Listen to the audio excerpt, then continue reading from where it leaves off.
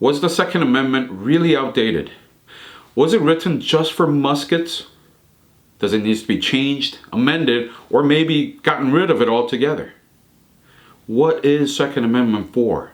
What does it mean? Today on Powerhouse Tactical.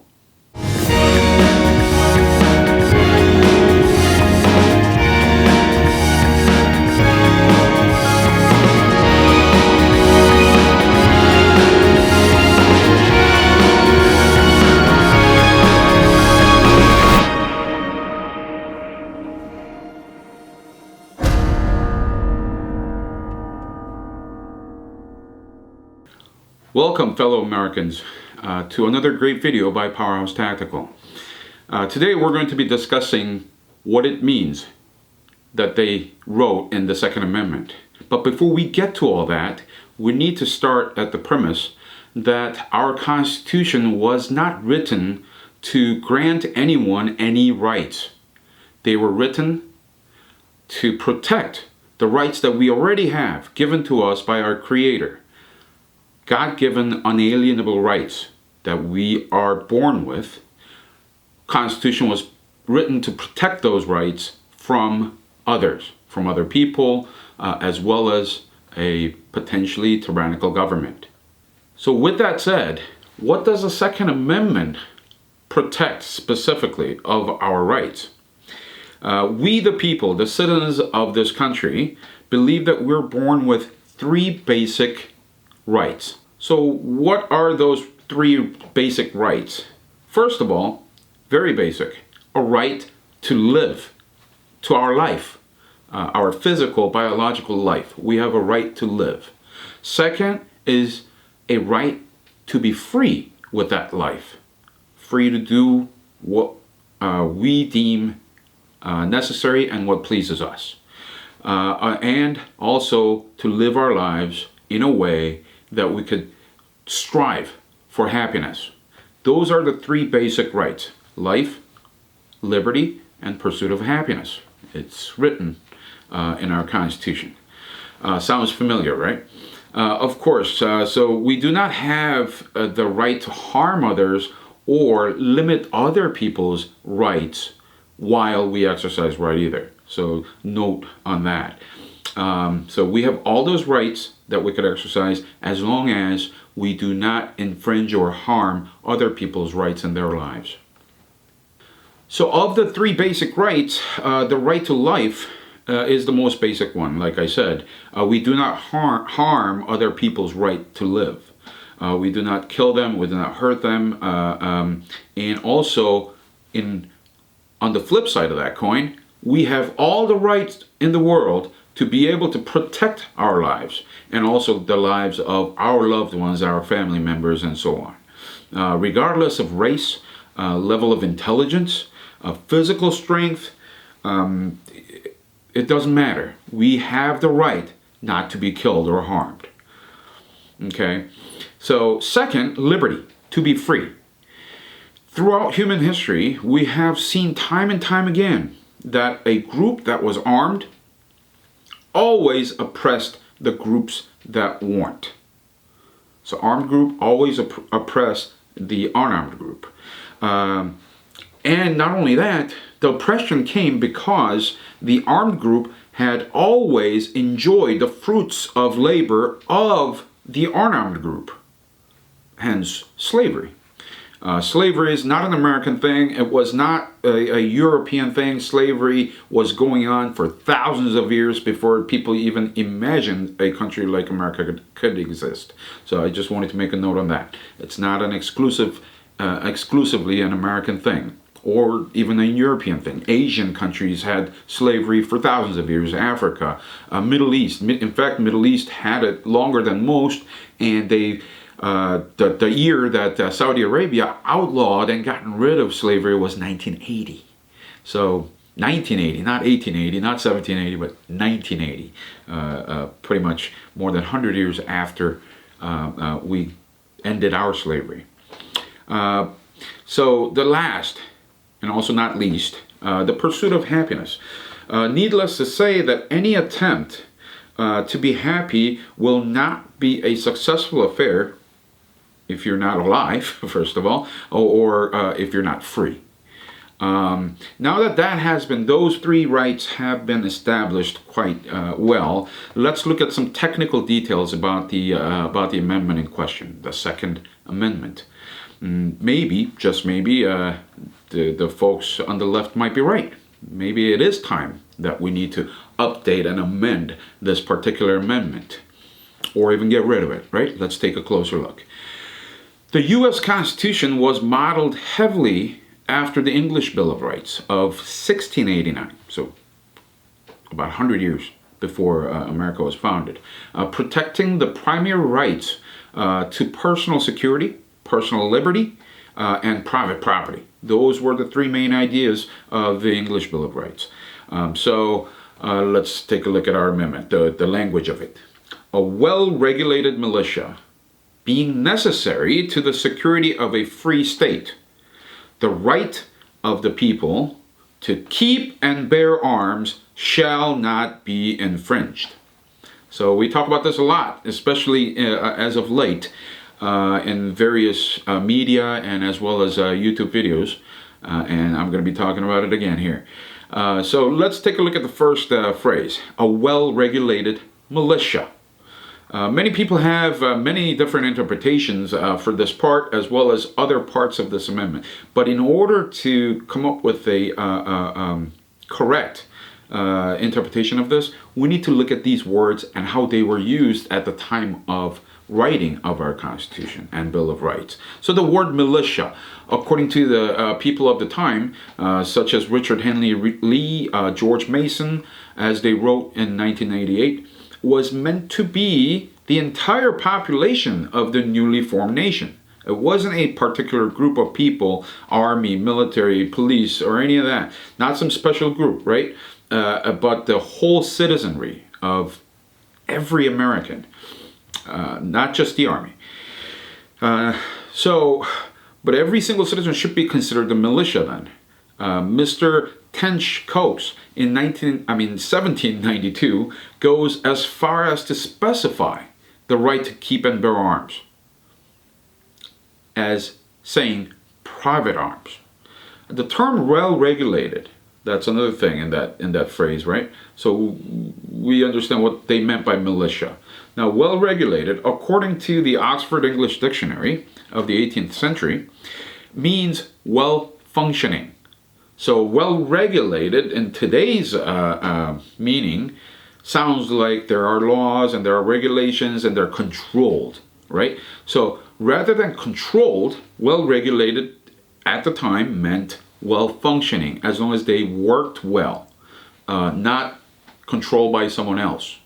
See, we just had fought a war for our independence and liberty, right? They wouldn't write laws to control and take away the freedom that we just fought for. So that makes sense. So the whole phrase then means well-functioning citizenry, the entire citizens of the United States. So every single one who keeps and bear arms should be at least operational. They should know how to use and defend themselves with such arms. We'll talk about what those arms are in a minute. Next, being necessary to the security of a free state. So being necessary to the security of a free state. I think many people focus on the wrong word when they look at this part of the amendment, the word state. People think this is speaking of each individual states as we use today, like Illinois or California or New York, right? The word state was used here to mean a country, a nation, like as in head of state. When we say head of state, we're not really referring to a governor of a state. We mean the leader of a nation, right? When we have another country's head of state visiting the White House or something like that, we're not really talking about a little state in that country. We're actually talking about the country itself. So being necessary to the security of a free state, they mean free nation.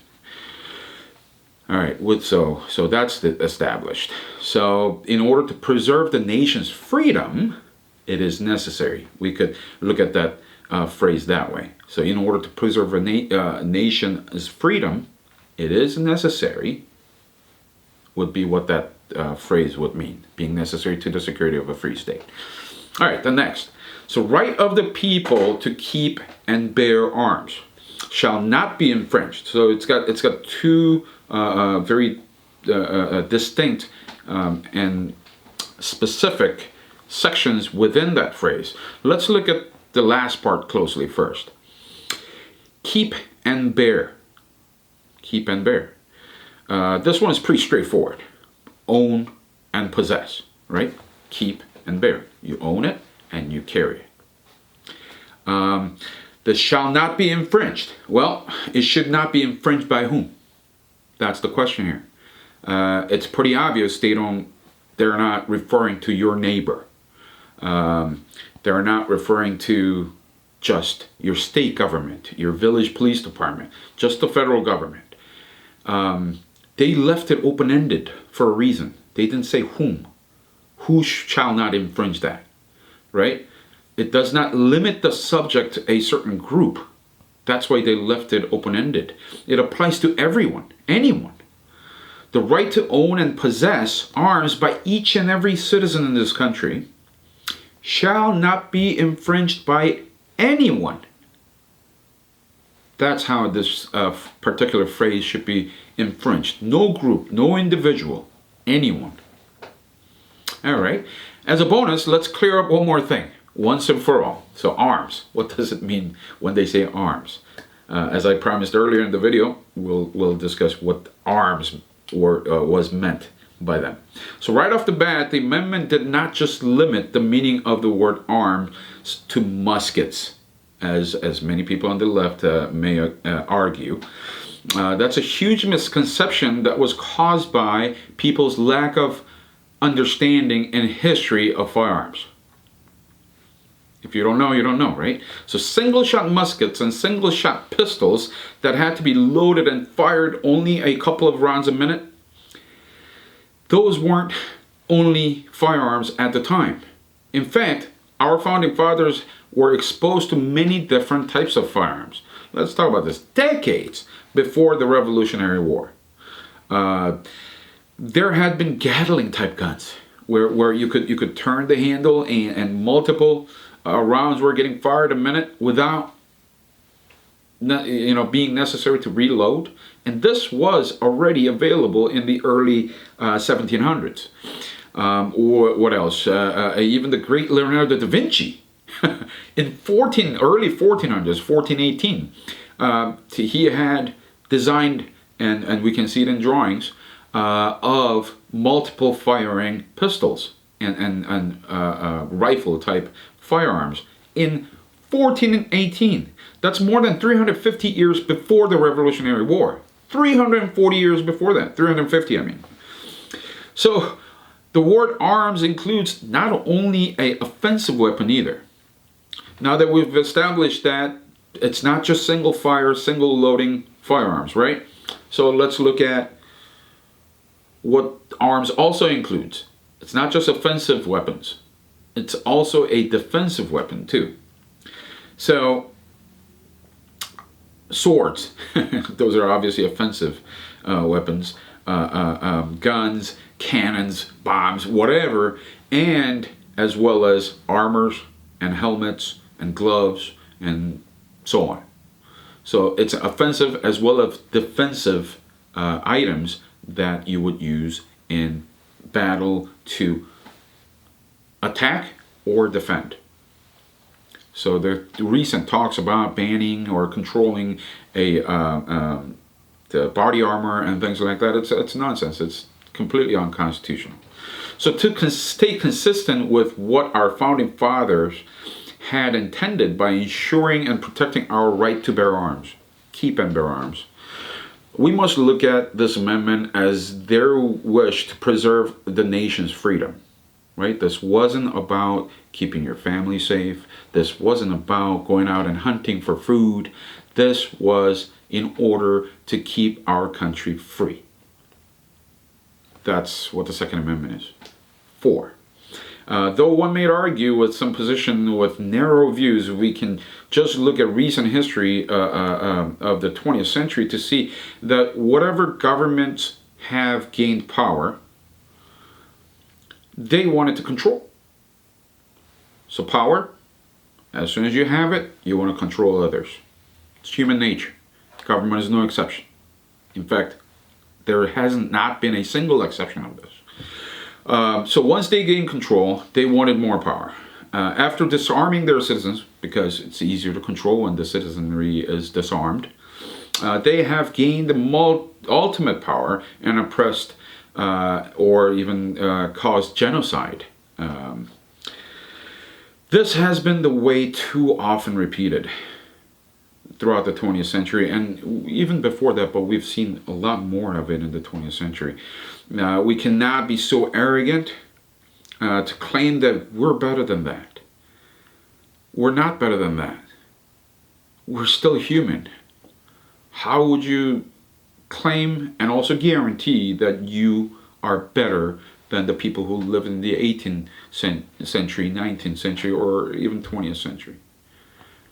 And that is why that humbleness of looking at themselves not better than the people who came before them, nor people who will come after them, our founding fathers had created this amendment within our Constitution's Bill of Rights to ensure that the power would not be concentrated in the central government.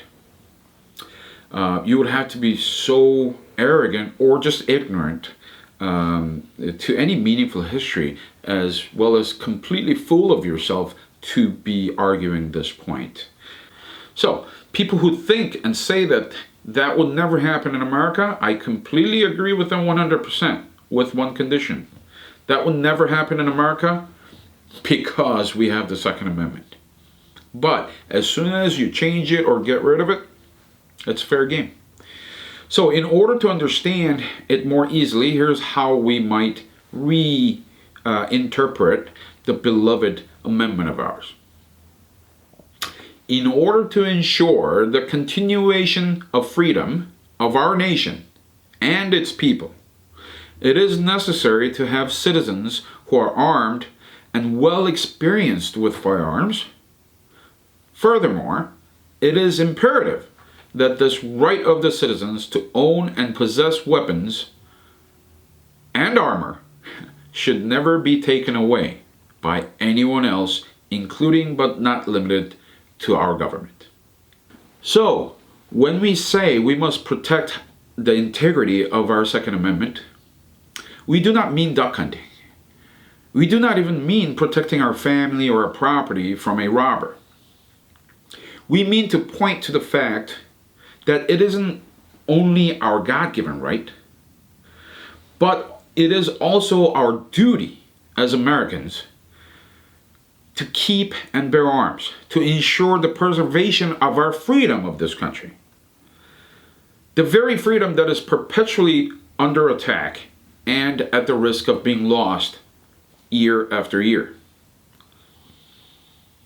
Basic human rights, the life, the liberty, the pursuit of happiness, given to us by our Creator, the unalienable right, exercising those rights to keep our nations free. This is our duty as Americans. Thank you for joining us today. We discuss issues like this openly to address topics that relates to our way of life and how we can keep our nation to be continuously free. God bless you, every one of you, and God bless our republic.